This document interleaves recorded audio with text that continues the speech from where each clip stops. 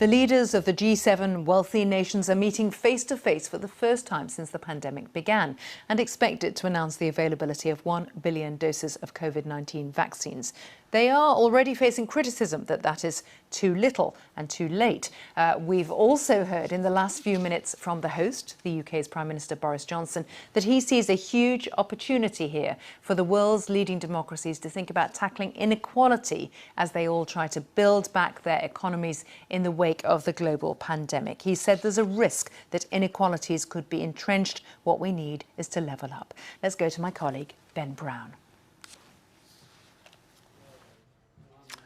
Yeah, hello and welcome from the beautiful Cornish coastline here. It's brightening up a little. I'm at Tregenna Castle, which is where Boris Johnson, the UK Prime Minister, has just opened the G7 summit. Well, Mr Johnson said the leaders of the G7 would learn the lessons from what he called the wretched pandemic, and said that world leaders need to make sure they don't repeat some of the errors that they doubtless have made in the course of the last 18 months or so.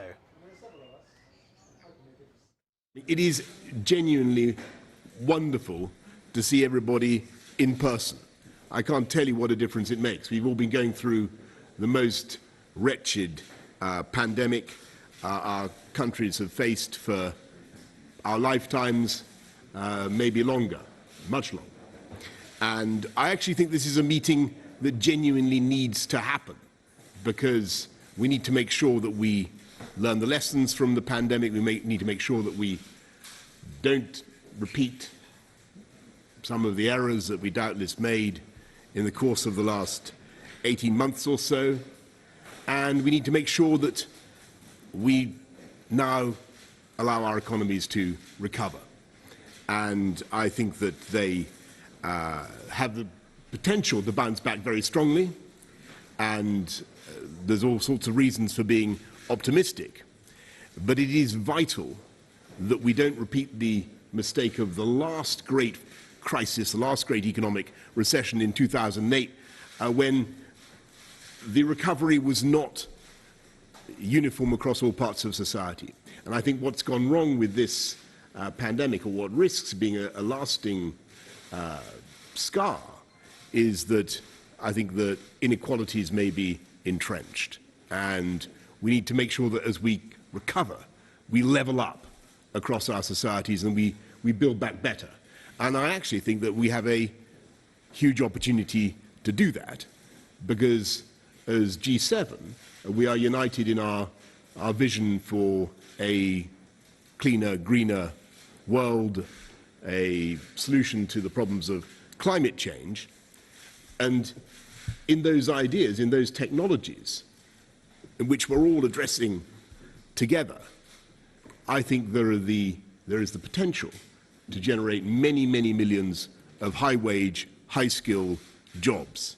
And I think that is what the people of our countries now want us to focus on. They want us to be sure that we're beating the pandemic together and discussing how we'll never have a repeat of what we've seen, but also that we're building back better together.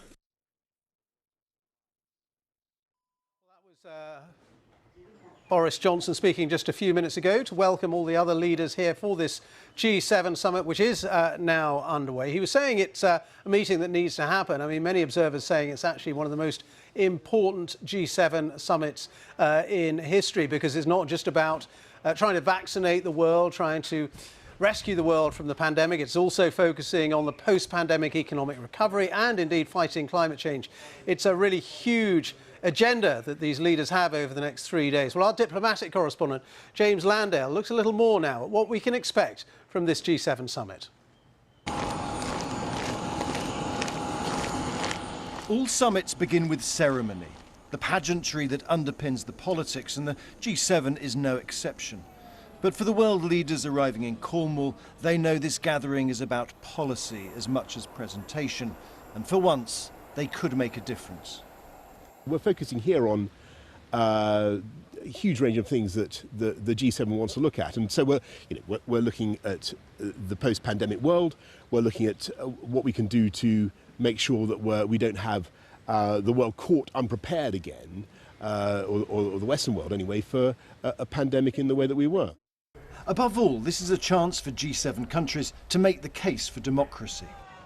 These leaders want to show that after the divisions of past years, they can cooperate to address the problems of the world and the needs of their voters, as well as tackling the shared security challenges from countries like Russia and China.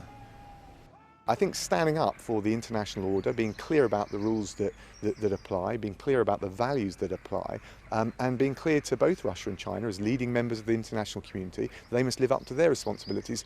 That's a pretty important message to come out of this G7. The G7 is also an opportunity for real action on climate change. Campaigners here are hoping the only hot air will be in their inflatable caricatures. For this meeting is a milestone towards the big COP26 climate summit in the autumn, and new pledges to cut carbon emissions are expected. But will enough cash be promised to help poorer countries adapt to climate change?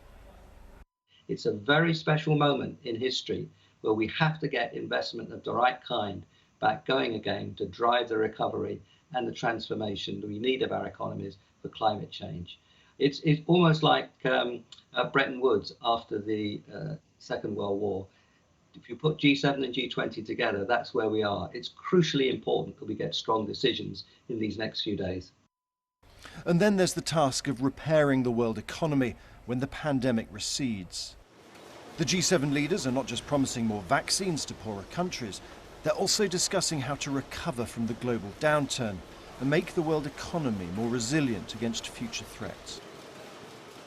Diplomats here say that after the divisions of Trump and COVID, this summit is a chance for the world's democracies to show that multilateral cooperation can pay dividends.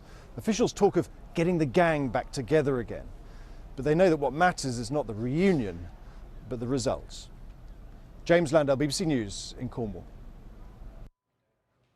Well, those leaders are talking right now here, and they are expected to agree to donate at least 1 billion doses of vaccines to poorer countries in the next year. Now, aid groups have welcomed those promises, but they also point out that many of the doses won't actually arrive until next year. They say more needs to be done right now to help inoculate people around the world who are at risk. Sean Dilley reports. Britain's vaccination rollout has been one of the success stories of a pandemic that has taken so much from so many. By the end of July, the government says it expects all UK adults will have been offered the first jab, and by the end of September, the UK will send its first 5 million doses to poorer countries. The UK is really stepping up to the plate, but so is everybody here at the G7. There's no point in us just vaccinating the UK. We need to vaccinate the world. It's a contribution that follows US President Joe Biden's pledge to donate 500 million no-strings Pfizer doses to 92 low and middle-income countries in the African Union. The two leaders hope other countries attending the G7 summit in Cornwall will also chip in to give a total of 1 billion vaccines. For some, though, progress is not fast enough. So there's a staggering level of vaccine inequality around the world. This is illustrated by the fact that Cornwall has administered more vaccine doses than 22 African countries combined. This is a disaster waiting to happen, so the donation of vaccines is good, but nowhere near enough. Others welcome any contribution, but a Herculean effort is needed to be effective. The World Health Organization says that less than 1% of Afghanistan's population has been vaccinated. In South Sudan, just 10,000 of the country's 11 million people have had their first dose. And the WHO says that under 2% of the hundreds of millions of vaccine doses administered globally have been in Africa. Today's pledge is not the UK's first contribution. It's previously donated around £500 million to a scheme called COVAX, which distributes jabs to the world's poorest countries. The UK has also helped develop the Oxford-AstraZeneca vaccine, which has been made available globally at cost price. The promise to deliver 100 million doses, though, sends an important political message at a time when the government has been widely criticised for cutting the international aid budget. We're not going to be free of this virus. We're not going to be safe from this virus until the world is actually really suppressed. And if we can therefore get everybody safe globally, it's going to make us much safer as well. So I completely applaud the initiative of 100 million from the UK. The Vaccines Minister Nadeem Zahawi concedes that even if wealthy G7 countries collectively agree to distribute 1 billion doses globally, there still won't be enough jabs for everyone. But the Prime Minister says the effort is an important step to vaccinate the world, and no one in the UK will miss out as a result. Sean Dilley, BBC News.